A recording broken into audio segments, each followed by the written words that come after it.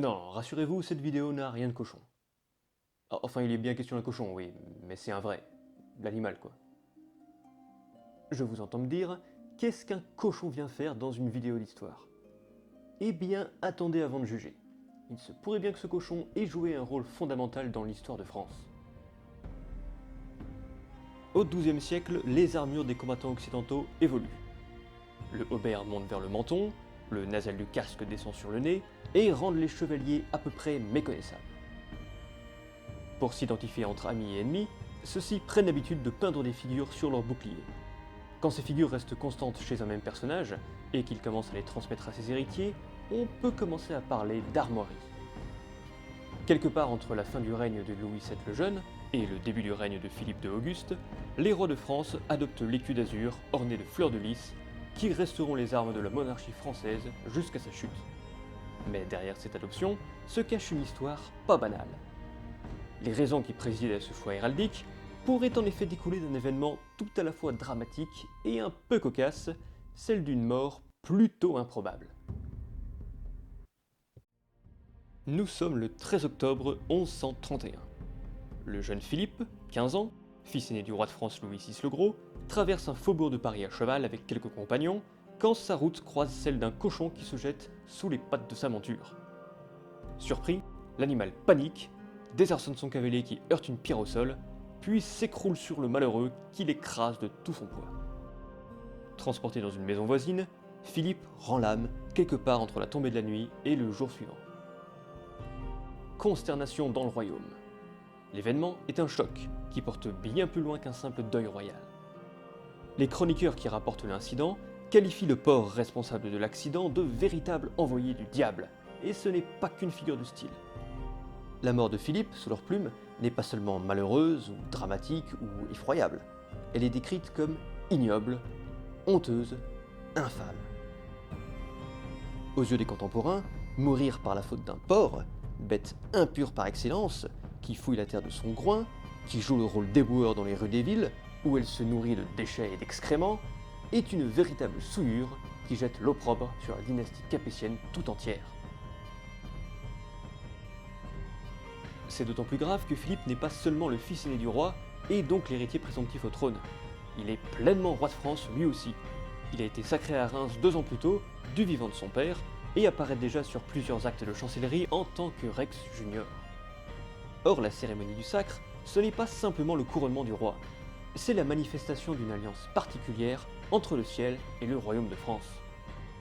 Par l'onction de l'huile contenue dans la sainte ampoule, le roi devient ainsi un peu plus qu'un homme. Une personne sacrée, le représentant de Dieu sur terre, doté de pouvoirs surnaturels, par exemple la guérison par le toucher, que les rois de France garderont jusqu'à Louis XVI. Une mort au civil fait tache dans ce beau programme. Dieu a permis que le roi de France soit tué par un cochon. Pour les observateurs de l'époque, l'explication la plus évidente est celle de la punition divine. Le règne de Louis VI, le père du jeune homme, a été marqué par ses fréquents conflits avec les évêques et archevêques du royaume.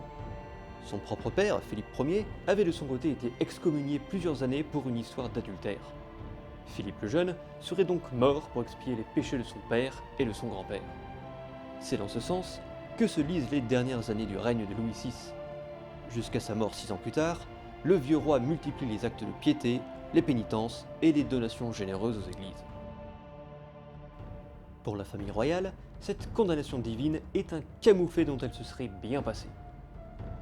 Elle n'occupe le trône de France que depuis 150 ans, pas assez pour que le principe dynastique se soit pleinement imposé. C'est bien pour ça que les premiers rois capétiens ont pris l'habitude de faire sacrer leur fils aîné de leur vivant, comme dans le cas de notre Philippe. En outre, elle ne jouit pas d'un prestige particulier. Elle ne descend pas de Charlemagne, elle ne compte pas de saint homme parmi ses ancêtres, n'a pas non plus participé au mouvement des croisades du début du siècle. Le domaine royal est peu étendu, et le roi de France est un seigneur féodal moins puissant que certains de ses vassaux. Que Dieu lui retire sa faveur, et c'est l'avenir de la dynastie qui est en péril. Philippe mort, le royaume échoua à son jeune frère, Louis, que l'on s'empresse de sacrer à son tour, 2 semaines après le tragique accident.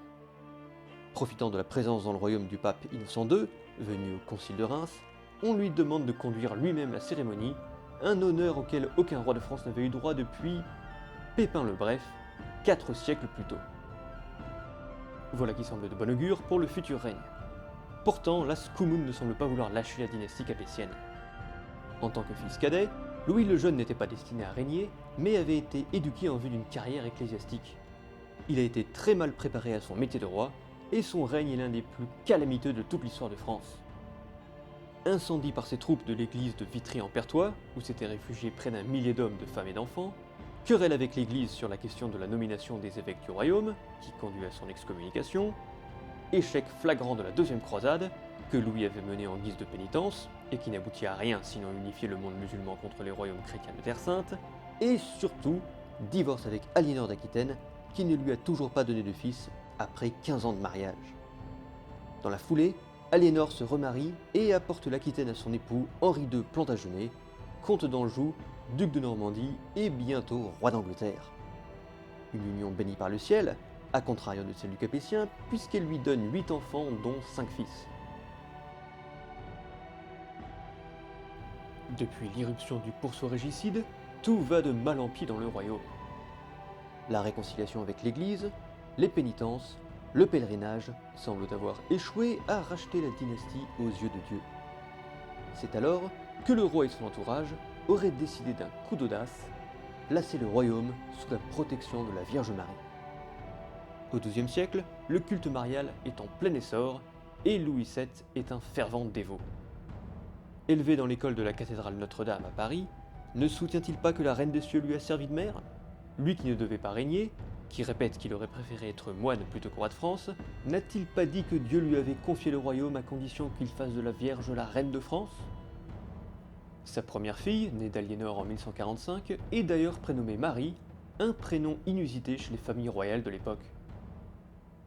Symbole de bonté, de douceur, de pureté, la Vierge serait apparue comme l'intermédiaire privilégié afin d'intercéder auprès du ciel en faveur de la dynastie capétienne.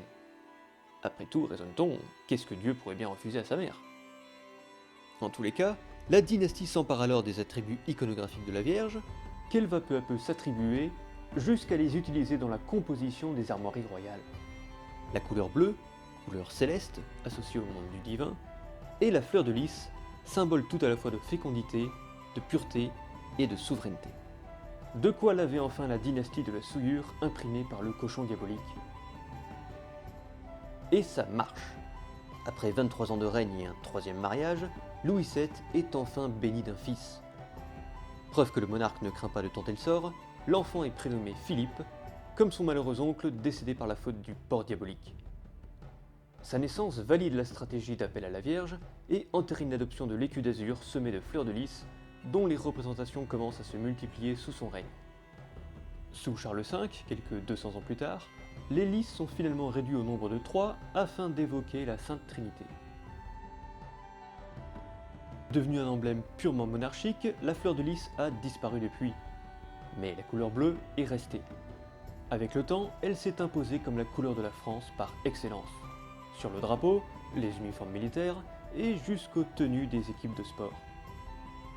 Et oui, si on peut aujourd'hui se rendre au stade pour aller soutenir les Bleus, c'est peut-être en partie grâce à un cochon vagabond qui a croisé la route d'un cheval au mauvais moment.